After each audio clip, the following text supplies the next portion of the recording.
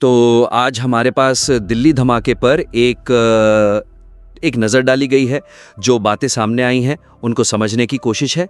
चलिए सीधे इसी पर बात करते हैं। इसमें जो एक बात साफ तौर पर उभरती है वो ये कि कैसे पढ़े लिखे लोग, मतलब प्रोफेशनल्स, डॉक्टर्स जैसे मुजम्मिल, आदिल, उमर, शाहीन, ये सब इसमें शामिल थे। हाँ, और उनका कनेक्शन जैश ए मोहम्मद से बताया जा रहा है।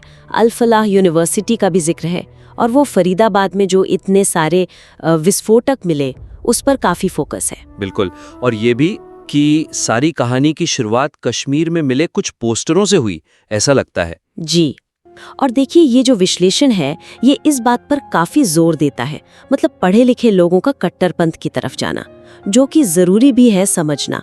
पर इसको पढ़ते हुए ना एक सवाल मन में आता है कि क्या कहानी सिर्फ इतनी ही है? मतलब मुझे ऐसा लगा कि इसमें वो जो जमीनी नेटवर्क वाली बात है वो थोड़ी सी कमजोर रह गई। जमीनी नेटवर्क मतलब? हाँ, मतलब खासकर ये जो इतनी बड़ी मात्रा में विस्फोटक जमा करने की बात है, 3000 किलो। हाँ वो तो है, 3000 किलो बहुत होता है। बिल्कुल। तो देखिए ये तो ठीक है कि डॉक्टर शामिल थे, यूनिवर्सिटी में शायद मीटिंग्स होती थी, लेकिन फरीदाबाद जैसी जगह पर दिल्ली के इतने पास इतना सारा सामान जमा करना, ये सिर्फ कुछ गिने चुने डॉक्टरों के बस की बात तो नहीं लगती है ना? नहीं, बिल्कुल नहीं। इसके लिए तो एक मजबूत लोकल सपोर्ट चाहिए होता है। कोई नेटवर्क होगा, है ना? कोई तो होगा जो ये सब लाने ले जाने छिपाने में मदद कर रहा होगा। इस विश्लेषण में ना उस लोकल नेटवर्क पर वो जो गुमनाम से मददगार होते हैं उनकी भूमिका पर उतनी गहराई से बात नहीं की गई है। ऐसा लगता है कि सारा ध्यान बस इन पढ़े लिखे चेहरों पर ही है। अच्छा, तो फिर सुझाव क्या होगा? इसके लिए कहाँ पर और ध्यान देना चाहिए था? मेरा सुझाव ये है कि सिर्फ इन डॉक्टरों या यूनिवर्सिटी के आसपास ही कहानी को ना घुमाया जाए, बल्कि वो जो पूरा इकोसिस्टम है उसे समझने की कोशिश करनी चाहिए थी। इकोसिस्टम मतलब ये कि फरीदाबाद में ये सब सामान, ये विस्फोटक पहुंचा कैसे, किसने पहुंचाया, कहां से खरीदा गया, क्या कोई लोकल ट्रांसपोर्ट वाला इसमें शामिल था, कोई सप्लायर, कोई ऐसी जगह का मालिक जिसने गोदाम दिया हो। विश्लेषण में इन सवालों के जवाब ढूंढने की कोशिश थोड़ी कम दिखती है। और ये भी कि फरीदाबाद ही क्यों चुना? क्या सिर्फ इसलिए कि दिल्ली पास है, या वहाँ पहले से कोई ऐसा ग्रुप था या कोई आदमी था जो इस काम में माहिर था, मदद कर सकता था? ये अहम सवाल है। हाँ, इस नेटवर्क की असलियत क्या थी जमीन पर? कौन लोग थे जो शायद पढ़े लिखे डॉक्टर नहीं थे, लेकिन इस पूरी साजिश के क्या कहते हैं जरूरी पुर्जे थे? इस पहलू को अगर और खंगाला जाता तो शायद कहानी का एक ज्यादा मुकम्मल, ज्यादा सच्चा रूप सामने आता। जैसे कि वो सप्लायर्स या लोकल मददगार जिनका जिक्र शायद कुछ शुरुआती रिपोर्ट्स में था। बिल्कुल। क्या उनकी कोई पहचान हुई, कोई प्रोफाइल? क्या इस विश्लेषण ने उस तरफ जाने की कोशिश की? अभी ये थोड़ा अधूरा सा लगता है इस मामले में। बात तो आपकी सही है। इतने बड़े स्केल पर बिना लोकल मदद के मुश्किल लगता है। चलिए अगले पॉइंट पर आते हैं। घटनाओं का जो क्रम बताया गया है। हाँ, वो कश्मीर में पोस्टर। हाँ, फिर आदिल की गिरफ्तारी, उसके बाद मुजम्मिल पकड़ा गया, फरीदाबाद में विस्फोटक मिले, और फिर एकदम से अगले ही दिन शाम को दिल्ली में उमर ने धमाका कर दिया। जी, और उसे फरीदाबाद रेड के बाद हुए पैनिक ब्लास्ट की तरह दिखाया गया है। मतलब घबराहट में किया गया धमाका। हाँ, पैनिक ब्लास्ट। ये थ्योरी एक तरह से चीजों को जोड़ती तो है, घटनाओं के क्रम को एक मतलब देती है। बिल्कुल। पर मुझे लगता है कि ये विश्लेषण शायद इस थ्योरी को थोड़ा ज्यादा आसानी से मान लेता है, बिना ज्यादा सवाल किए। क्यों? ऐसा क्यों लगता है आपको? खासकर जब हम उमर के धमाके से ठीक पहले के बर्ताव को देखते हैं। वो जो बात सामने आई कि उसने लगभग 3.5 घंटे, हाँ, वो पार्किंग वाली बात, सुनहरी मस्जिद के पास पार्किंग में इंतजार किया उसने। बिल्कुल, 3.5 घंटे। अब आप सोचिए, अगर कोई वाकई पैनिक में है, घबराया हुआ है कि उसके साथी पकड़े गए, ठिकाने पर रेड हो गई, तो क्या वो इतना लंबा इंतजार करेगा एक ही जगह पर? ये थोड़ा अजीब तो लगता है। अजीब लगता है ना? घबराहट में तो इंसान या तो फौरन भागता है या जो करना है तुरंत कर डालता है। इतना लंबा इंतजार ये किसी और तरफ इशारा करता है। जैसे क्या हो सकता है? जैसे कि क्या वो किसी सिग्नल का इंतजार कर रहा था, किसी के आने का, या शायद सही वक्त का, जैसे लाल किले के पास भीड़ बढ़ने का इंतजार कर रहा हो। या फिर ये भी हो सकता है कि ये प्लान का ही हिस्सा हो, कि अगर साथी पकड़े जाएं तो प्लान बी को एक्टिवेट करना है और उसके लिए कोई खास निर्देश या समय तय हो। तो आप कह रही हैं कि विश्लेषण को इस पैनिक ब्लास्ट वाली थ्योरी पर थोड़ा शक करना चाहिए था या सवाल उठाने चाहिए थे। सवाल उठाने चाहिए थे या कम से कम दूसरी जो संभावनाएं हैं उन पर भी उतनी ही गंभीरता से सोचना चाहिए था।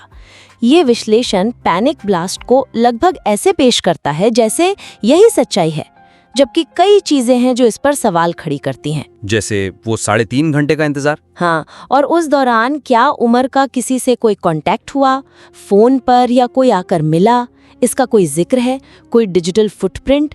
ये सवाल अधूरे लगते हैं। फिर एक और बात है विस्फोटक की।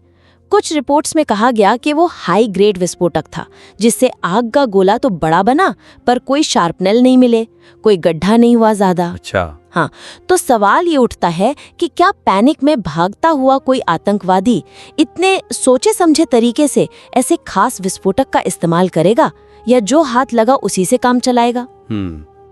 ये भी सोचने वाली बात है। तो ये इंतजार और ये विस्फोटक का प्रकार, ये दोनों ही पैनिक वाली कहानी से पूरी तरह मेल नहीं खाते।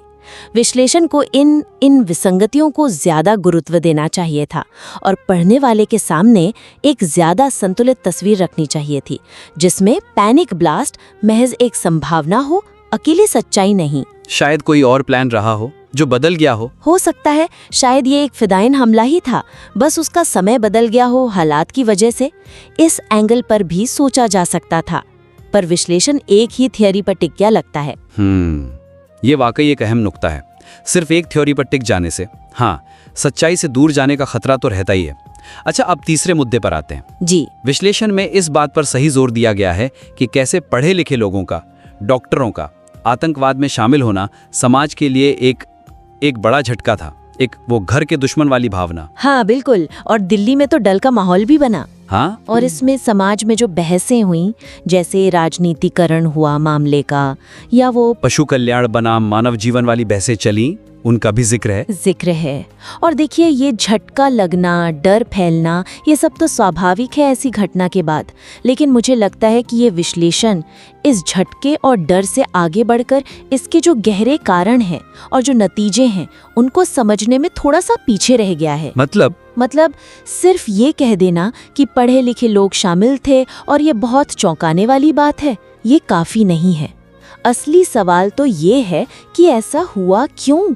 वो कौन सी वजहें थीं जिनके चलते ये पढ़े लिखे डॉक्टर इस रास्ते पर चल पड़े? यानी कट्टरपंथ की जड़ों पर, कारणों पर और गहराई से बात होनी चाहिए थी। बिल्कुल, विश्लेषण में इस पर बात हुई है, पर बहुत सतही तौर पर।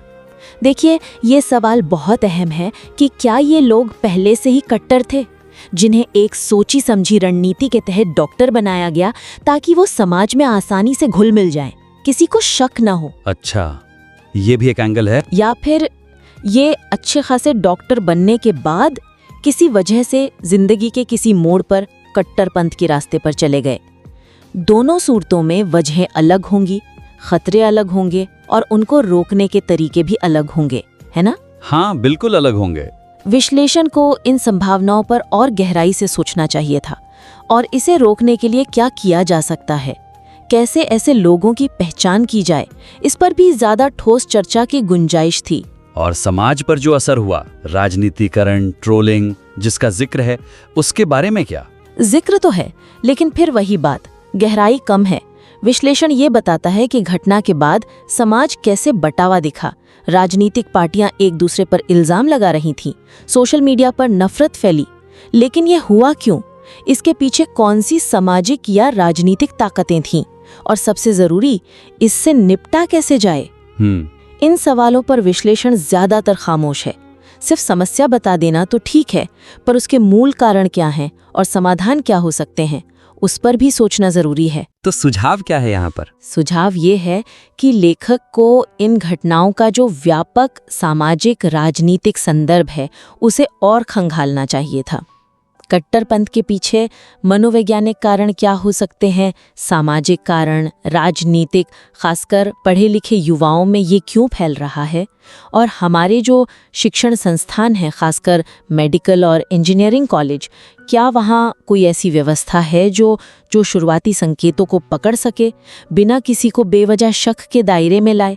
इस पर भी विचार जरूरी था। इंटेलिजेंस एजेंसियों की भूमिका पर भी कुछ कहा जा सकता था। बिल्कुल। देखिए, एक तरफ तो इतने बड़े नेटवर्क का पर्दाफाश करना एक बड़ी कामयाबी है, 3000 किलो विस्फोटक पकड़ना कोई छोटी बात नहीं, लेकिन दूसरी तरफ दिल्ली के दिल में लाल किले के पास धमाका हो जाना, इसे रोका नहीं जा सका, ये एक नाकामी भी है। हाँ, ये विरोधाभास तो है। इस विरोधाभास पर विश्लेषण में और संतुलित ढंग से बात हो सकती थी, जैसा कि कुछ बाहरी रिपोर्ट्स में सवाल उठाए भी गए थे। ये सिर्फ एक चौंकाने वाली घटना नहीं है, बल्कि यह हमारे सिस्टम पर, हमारे समाज पर, हमारी सोच पर कई गहरे सवाल खड़े करती है। एक और बात, क्या लेखक ने इस पर सोचा कि जब डॉक्टर या इंजीनियर जैसे स्किल्ड लोग कट्टर बनते हैं तो वो अपने हुनर का इस्तेमाल और ज़्यादा खतरनाक कामों के लिए भी तो कर सकते हैं, जैसे बायोकेमिकल अटैक। ये खतरा विश्लेषण में और उभर कर आ सकता था। तो कुल मिलाकर देखें तो विश्लेषण ने मुद्दे तो सही उठाए हैं, लेकिन कई अहम पहलू हैं जिन पर गहराई कम है या कुछ सवालों को शायद नज़रअंदाज कर दिया गया है। हाँ, कह सकते हैं। मतलब सच्चाई की तलाश में निकले हैं तो थोड़ा और खोदने की जरूरत थी शायद। बिल्कुल। तो आज की इस बातचीत का अगर सार निकालें तो हमने इस विश्लेषण के 3 मुख्य पहलुओं पर गौर किया। पहला, कहानी का फोकस पढ़े लिखे आतंकियों पर है, ये ठीक है, पर वो जो 3000 किलो विस्फोटक के पीछे का लोकल नेटवर्क है, जो लॉजिस्टिक्स हैं, वो पहली अभी भी अनसुलझी सी लगती है। उस पर और ध्यान देने की जरूरत थी। हाँ, और दूसरा, वो पैनिक डास्ट वाली थियरी, उसको शायद जरूरत से ज्यादा आसानी से मान लिया गया है। उमर का वो 3.5 घंटे का इंतजार और विस्फोटक का प्रकार, ये दोनों बातें इस थियरी पर सवाल खड़े करती हैं। इन्हें और गंभीरता से लेना चाहिए था। सही कहा। और तीसरा, कि पढ़े लिखे लोगों के शामिल होने पर सिर्फ चौंकने से बात नहीं बनेगी। कट्टरपंथ की असली वजहों को समझना होगा, उसके गहरे सामाजिक राजनीतिक संदर्भ को देखना होगा और भविष्य की चुनौतियों पर सोचना होगा। इसमें और गहराई लाई जा सकती थी। जी, और इंटेलिजेंस की कामयाबी और नाकामी वाला जो विरोधाभास है, उस पर भी एक संतुलित नजर जरूरी थी। बिल्कुल। तो जिन्होंने ये विश्लेषण भेजा है, उनके लिए मुख्य बातें यही हैं कि अपनी कहानी में वो जो लोकल नेटवर्क वाला गैप है उसे भरने की कोशिश करें, पैनिक ब्लास्ट थ्योरी को थोड़ा चैलेंज करें, या कम से कम दूसरी संभावनाओं को भी बराबर वजन दें, खासकर वो 3.5 घंटे वाले इंतजार को ध्यान में रखते हुए। और कट्टरपंथ के कारणों और समाज पर उसके असर के बारे में सिर्फ सतह पर न रहें, बल्कि और गहराई में जाकर उसकी पड़ताल करें। हाँ, अगर आप इन सुझावों पर काम करके अपने विश्लेषण को और बेहतर बनाते हैं तो हमें दोबारा जरूर भेजिएगा। हमें खुशी होगी ये देखकर कि ये कहानी सच्चाई के और कितने करीब पहुंच पाती है।